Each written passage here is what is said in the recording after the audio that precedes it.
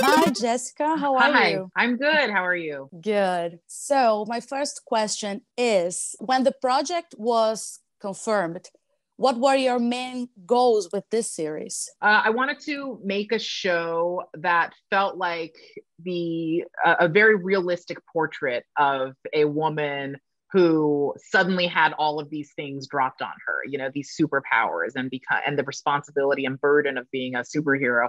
And I wanted to take a very realistic, practical look at what that means for a person in their everyday life. When thinking about a second season, what would you like to change and what would you like to keep? Oh boy. At this point, I mean, when I pitched the show, I did have ideas for what I wanted for a second season, but I feel like I've just given birth. And the last thing I want to think about is having a second child.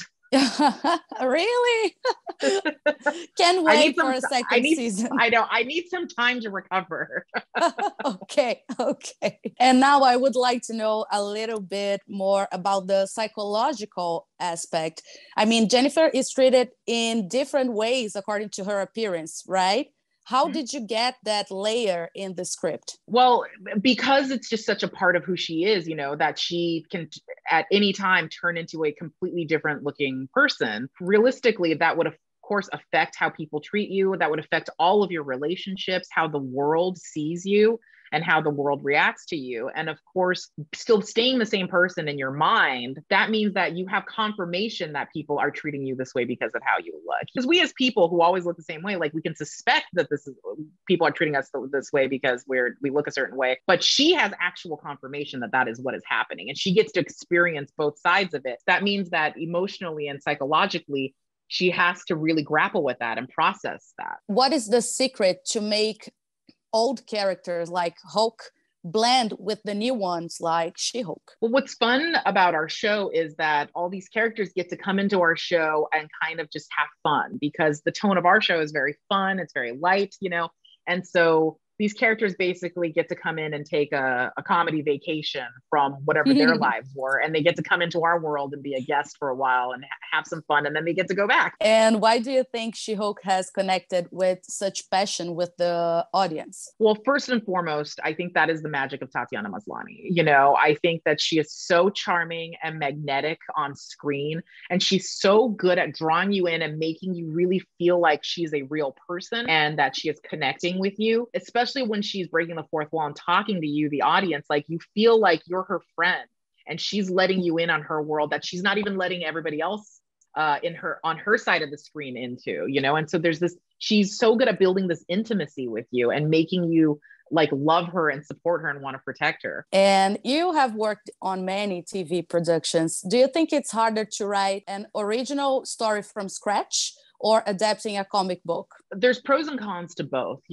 because when you're writing something original, you have all of the control. You can do whatever you want. There are no limitations, but that also means you have to do all of the work from the start to finish. When you're adapting, it's easy in the sense that there is a blueprint. There, like so much of like the foundational work has already been done, but there is much more pressure and responsibility because you are taking care of somebody else's creation as well, and you have to stay true to it and the fans. After you got the go-ahead from Marvel, how challenging was to get the series off the ground? I mean, it was a very long road. It took 3 years.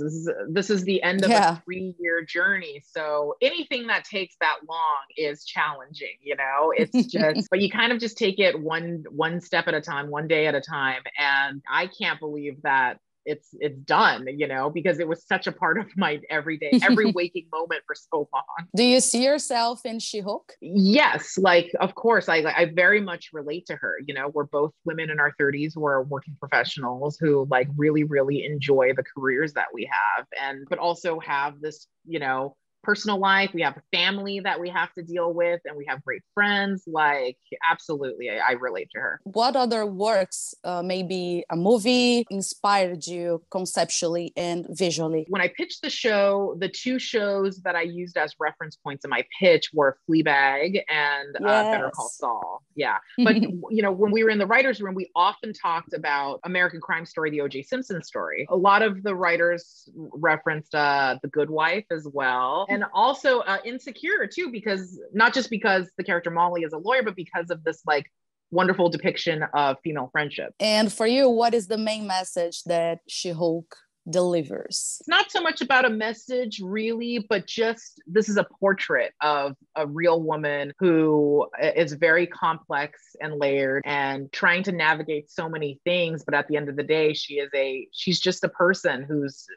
trying to do everything right. And do you have any favorite scene? There's so many favorite scenes. I mean, I love She-Hulk dancing with Megan Thee Stallion.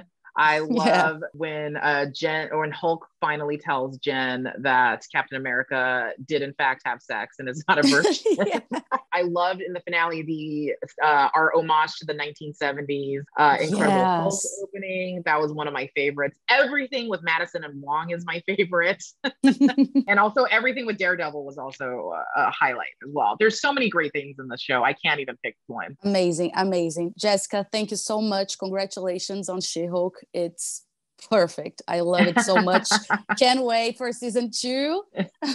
Thank you so much. Bye. Bye.